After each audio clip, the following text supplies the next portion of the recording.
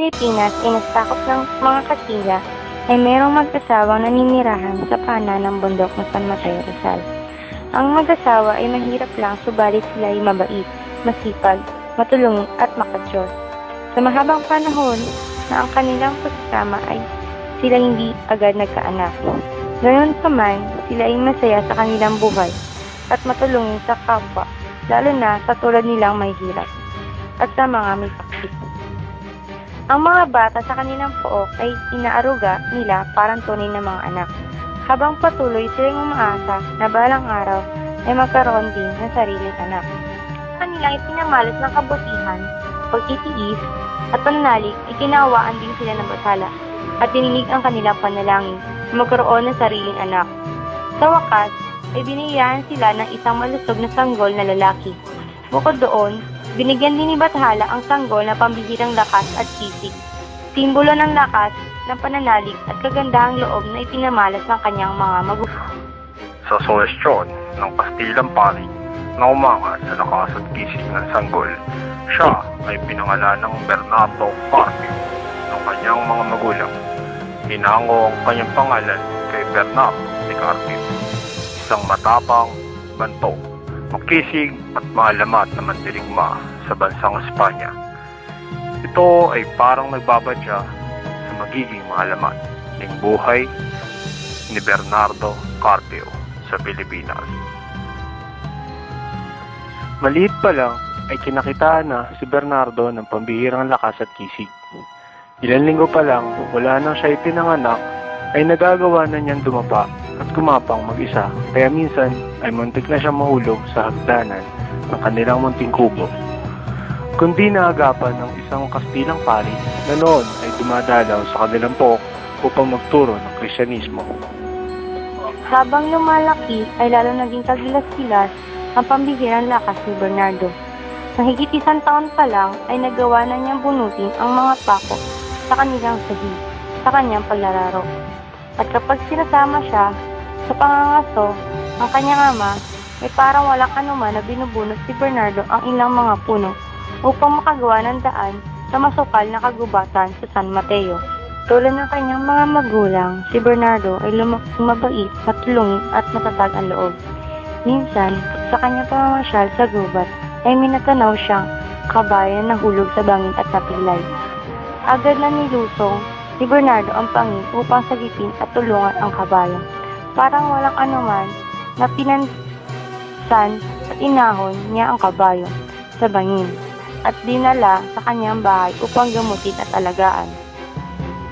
Sa kanyang pag-aalaga, ang bahagi ng enerhiya ni Bernardo ay dumalay mula sa kanyang mga kamay at bumahagi sa kabayo na naging dahilan upang maging mabilis itong gumalins ng pambihirang lakas at bilis. Dahil sa kayo at tinawag niyang si Agibis. At mula noon, si Bernardo at Agibis ay laging magkasama sa pamamasyal sa kabundukan ng San Mateo.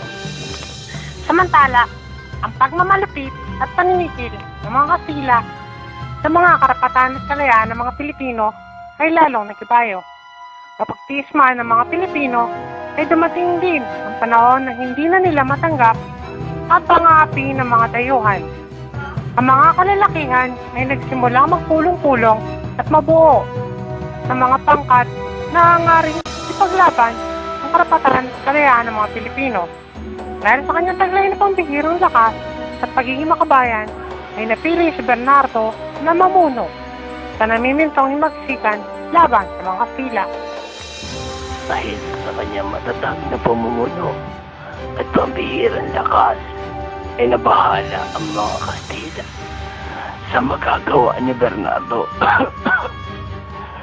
upang maging matagumpay ang himagsikan laban sa mga mananakop. Dahil dito ay gumawa ng patibong ang mga Kastila.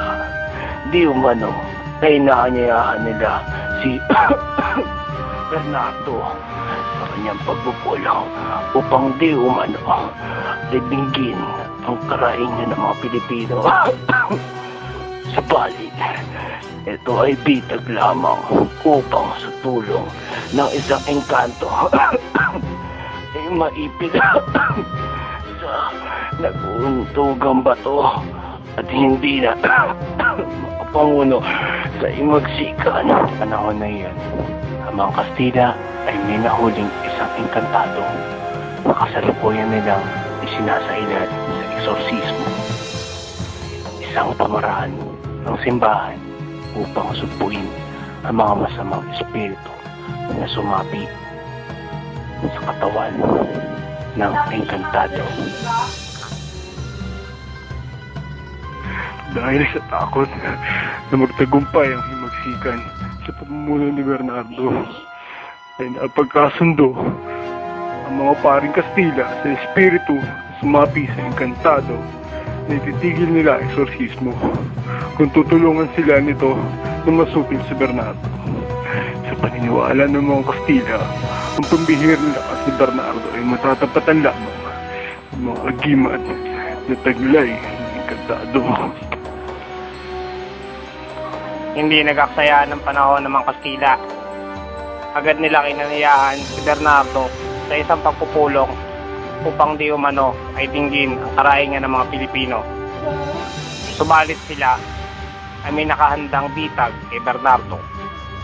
Sa pagdaraanan patungo sa isang yungib ay naghihintay ang engkantado na nagtatago sa likuran ng kaparis na naglalaki ang bato. Pagdaan ni Bernardo ay ginamit ng engkantado ang kanyang agimat upang pagumpugin nito ang naglalaki ang bato sa pagnanais na ipitin at patayin si Bernardo. Dinala ni Hagibi sa mga kalalakihan sa paanan ng yungib at tinangka nila itong pasukin. Subalit nang sila ay papalapit na, ay sinalubong sila ng mga nagbabagsakang mga bato na ikinasugat at ikinapilay ng ilang kalalakihan. Natanaw nila ang malalaking nag-uumpugang mga bato at noon ay napagtanto nila ng yungib ay pinagpupugaran ng engkantado. Sila ay nangatakot at bumalik sa kapatagan nang hindi nakita si Bernardo. Ang pagkawala ni Bernardo ay naging malaking dagok sa nambumong himagsikan ng mga Pilipino. Dahil sa pagkawala ng isang malakas at matapang na pinuno, lumipas pa ang mga ilang taon bago muling nabuo ang loob ng mga Pilipino na ituloy ang pakikipaglaban sa mga Kastila. Taong 1895 nang muling magpulong ang mga kalalakihan sa yungib ng pamintinan at doon sa karangalan ni Bernardo Carpio ay ginawa nila ang unang sigaw na himagsikan laban sa Kastila.